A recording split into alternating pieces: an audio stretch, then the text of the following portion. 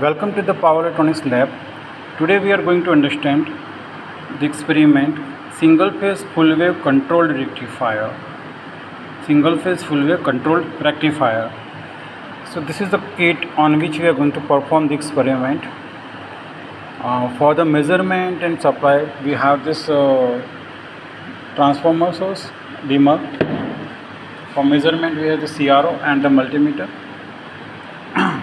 So in this experiment, what are the apparatus required that we have just shown in the video?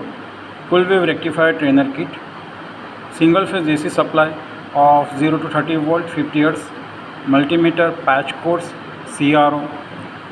What are the observations that we are going to understand today? We are going to observe in this experiment voltage across thyristor. The waveform of voltage across thyristor we will observe. Second is triggering gate pulse. And third one is the output voltage. So these are the observations that we are going to make. What are the measurements we are going to take in this experiment? We are going to measure the firing angle and output DC voltage. And this is the circuit diagram. We have the supply source. So we are going to use this as this switchboard as a supply. Then we have this dimmer. So this is the dimmer that we are going to use.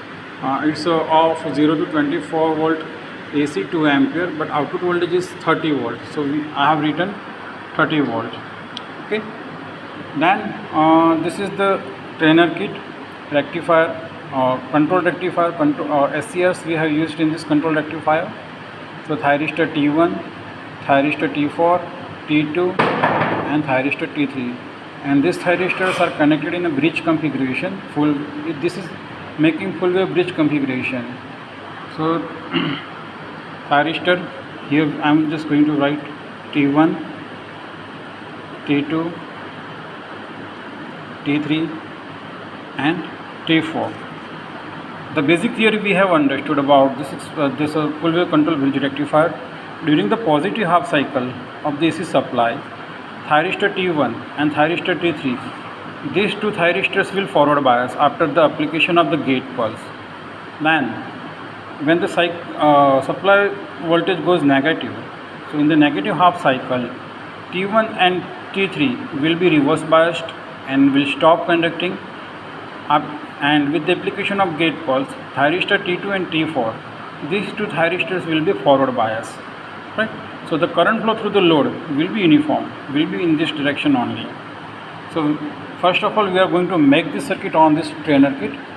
Now let us understand the trainer kit over here. We have already understood this bridge configuration of control rectifier thyristors T1, T2, T3 and T4, and the AC supply will be provided from these two terminals. Here there is a gating circuit, a zero crossing detector, ramp generator, comparator, and the gating signals will be available over here. K1, that means cathode terminal of thyristor T1. G1 means gate terminal of thyristor T1. So this way we are going to connect the circuit.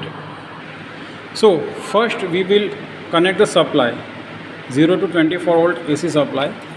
So this is neutral of the supply, and consider this as a phase of the supply. So P and N, so the phase of the supply is connected,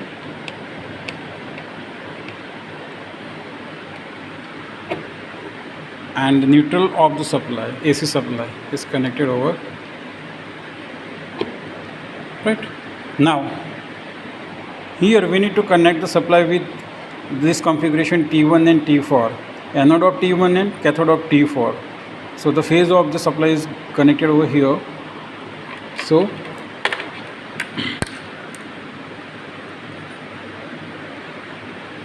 it is already internally connected, right? So we don't need to connect through the external patch cords. It is already connected here internally. Now let us connect this circuit with the load. So here from cathode terminal we are going to make this connection, right? So this goes to supply, Similarly over here also,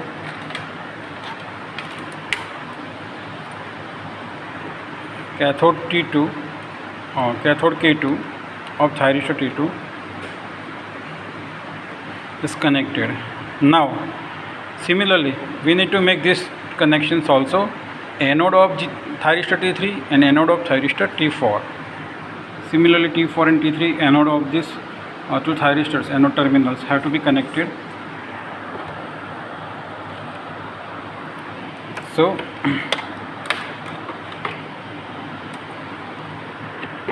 anode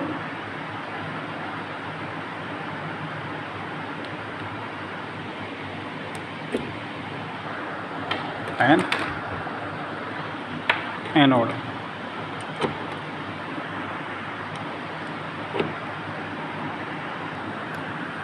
So far we have made these connections. Now the G1, G2, G3 and G4, that means gating circuits have to be connected.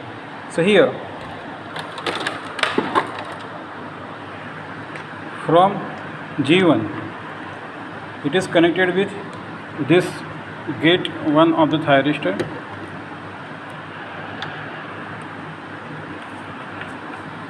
and K1 is connected with K1, cathode terminal of this thyristor. Similarly I am going to make all the connections of T2, T3, T4, right? So I have connected all the gating signals G3, K3, G2, K2, G4, K4 with this cathode and gate terminals of the respective thyristors, as we have seen for the first case of G1 and K1. G1 means gate terminal of cathode, gate terminal of thyristor T1, and K1 means cathode terminal of thyristor T1. So I have made the connections. Now this is the gating circuit, and here I have connected this CRO.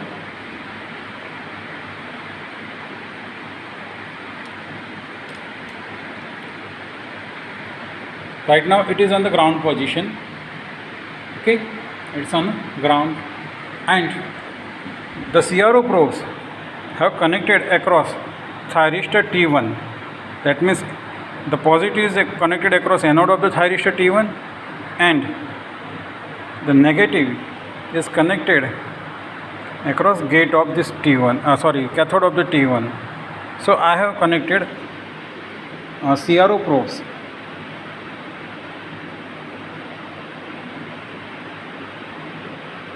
here, so to CRO.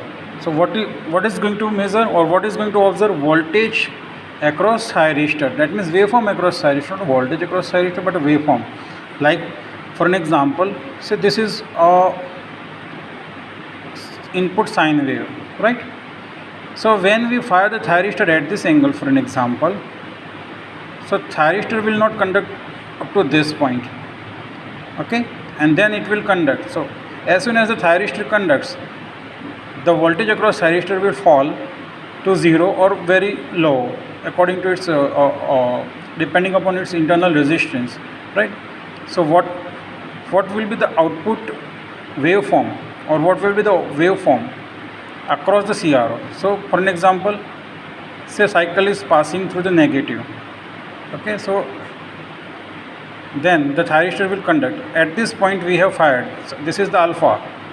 So up to this point the negative voltage will appear across thyristor. As soon as the firing pulse is given at this point, at firing angle alpha, the thyristor will start conducting, and the voltage across thyristor will be 0 theoretically or ideally. Then as soon as thyristor stops conducting, that means voltage reversal takes place at the negative side, the thyristor voltage will appear. So here it's the same. This we have connected positive terminal of the CRO probe with anode and negative with the cathode. So let me remove the ground, and here let's bring it in measurable position by changing the time per division. Right, now let us have some close look. First of all, make sure it is on ground line. Now remove.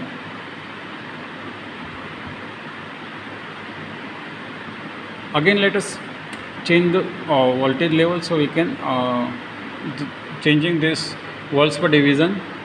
We have brought it. So here up to this point the thyristor does not conduct. At this point the firing angle is given of firing gate pulse is triggered. That means the thyristor is triggered and thyristor starts conducting, and the voltage across thyristor will be very less, almost to zero. Right, it's not zero here, but almost to zero. Because of the internal resistance there will be some voltage drop, but negligible voltage drop. At this point thyristor stops conducting and whole positive half cycle will appear across thyristor, and again in next cycle the firing pulse is given at this point and thyristor will start conducting. Right, so this is how, and we are going to measure the firing angle later on. But see, this is the position firing angle here. By changing this we can change the firing angle. If I rotate this, the firing angle will be changed. Okay, so you are going to observe this. See, I am changing the firing pulse, so you can see that the firing angle is increasing. Right, I am increasing the firing angle now. So here what you can observe, initially it is fully anti-clockwise position, and the firing angle will be this much, from 0 to this. Let's calculate what is its value.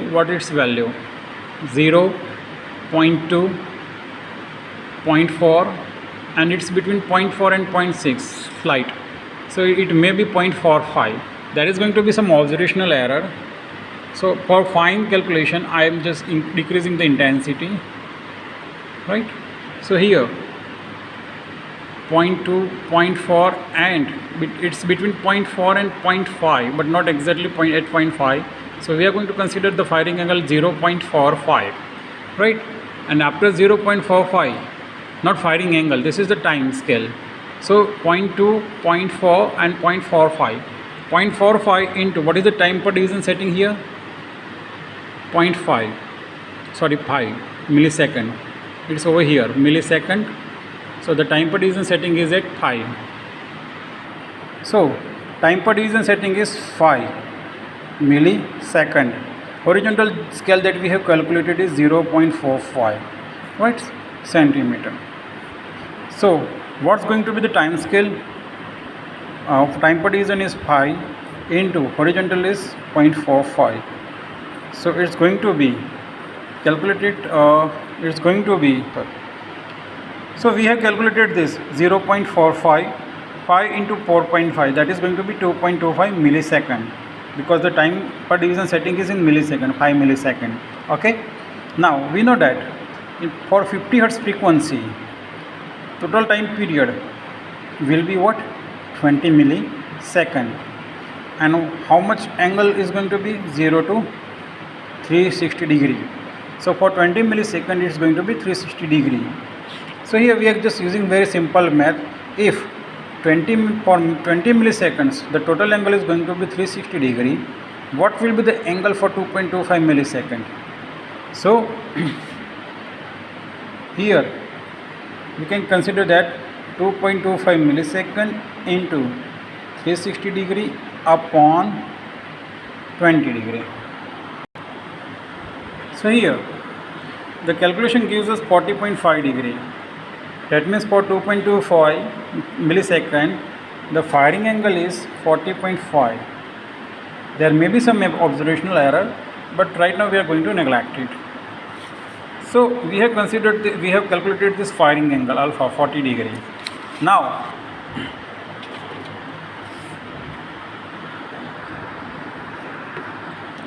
how do we calculate the output voltage? Output voltage equation is Vm by pi 1 plus cos alpha for full wave control rectifier. Vm is V in into root 2.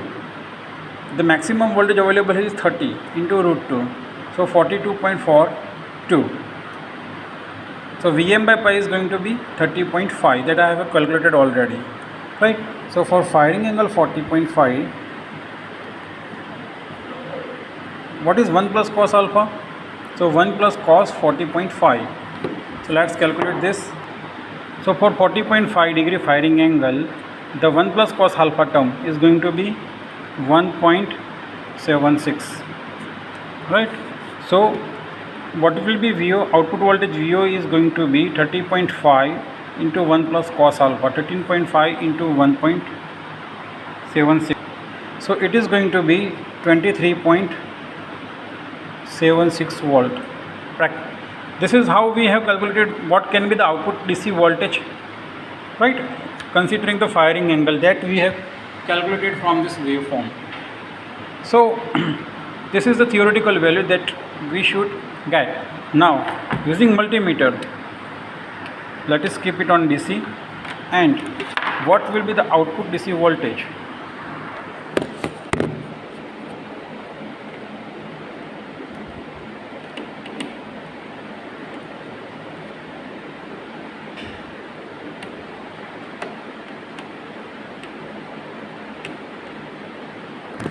Sorry, I had to put the phone down for certain. So I have set it over here, and I'm measuring the output DC voltage, and it's becoming 23.94 volt. Okay, so the practical reading 23.94 volt. I'm holding mobile in one hand, so it is becoming difficult for me. So this is the practical reading. Now we are not going to take all the 4 readings, but we are just going to understand if firing angle increased, then what can be the output voltage. Theoretical as well as the practical measurement is the help of multimeter. So what I am going to do, I am going to increase the firing angle, right? So you can see that when I am increasing this, the firing angle is increasing. Okay, so let me set it at again 0 crossing, and I am going to adjust the firing angle up to 90 degree.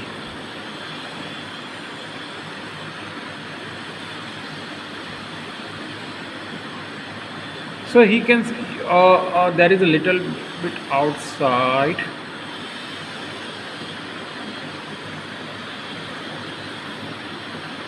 Okay, now see,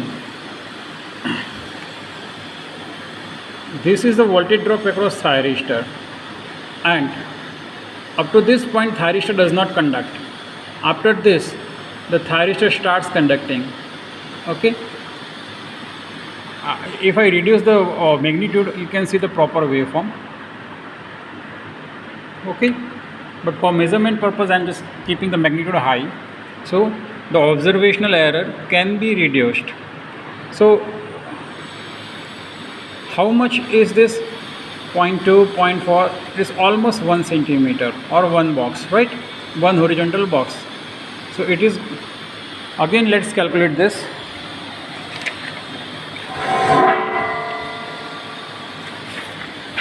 So time per division setting, and we are going to consider this horizontal scale. What is it? Almost 1 centimeter. We are just considering 1 centimeter here. And what is time per division? And time per division setting is, what is the time per division setting? Again it is 5. The time per division setting is 5 millisecond. Time per division setting is 5 millisecond. Okay, so what will be the time of this time length from this 0 to up to the firing point of the thyristor? What is the time length? Time length is 5 millisecond into 1. That means time length is 5 millisecond. I'm sorry. Okay, so we know that what will be the firing angle alpha? Firing angle alpha will be 5 millisecond into 360 degree upon 20 millisecond. We are using the same equation. For 20 millisecond time period, the complete angle is 360 degree. What will be the angle for 5 millisecond? And if you calculate it, it's going to be 90 degree. So now firing angle is 90 degree. So firing angle is 90 degree. We are going to consider 1 plus cos alpha. So 1 plus cos 90. Cos 90 is 0. So 1 plus cos alpha is 1 only, right? So output voltage will be, what is output voltage? 13.5 into 1 plus cos alpha. 1 plus cos alpha is what? 1. So 13.5 into 1. So output voltage is going to be 13.5 volt. Right? This is theoretical calculation that we have just made. Now let us use this multimeter again. Okay. Just a minute.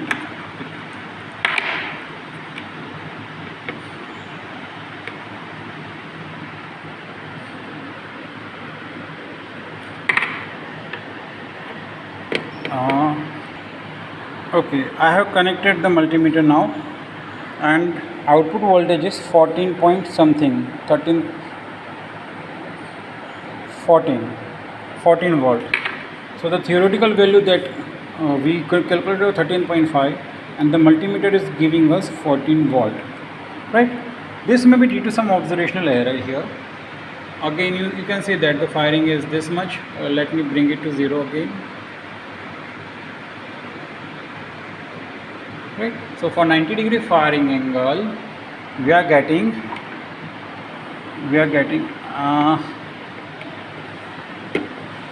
it's becoming too much tedious when you are holding a phone in your hand and doing the practical, right? So I am just connecting this multimeter at load, output DC voltage. So here we have just made this observation. There is slight error of 0.4 that we can consider negligible, because there may be some observational error here. Now we need to see, we just calculated this firing angle here and calculated the output DC voltage. But what is the another point what we needed to observe that we had discussed? Triggering gate pulse and output voltage. So let's observe the output voltage for this 90 degree firing angle. So here I am just connecting this CRO probe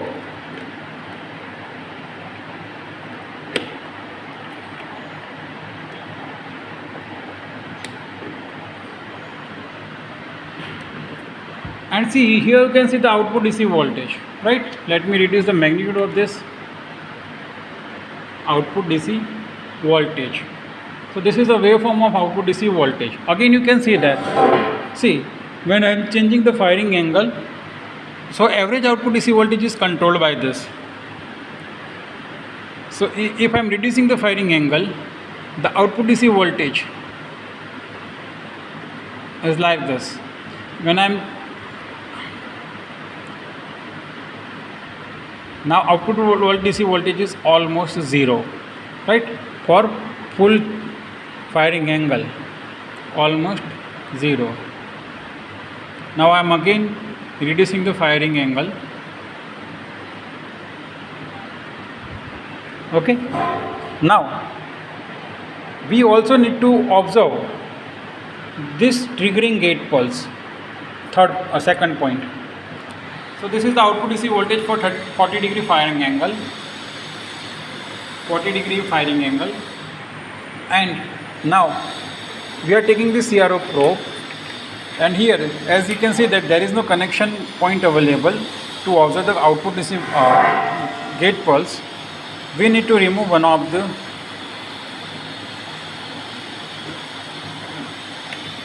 we just need to observe the gate pulse only. So I am removing this connection, and let's see what the gating circuit is producing.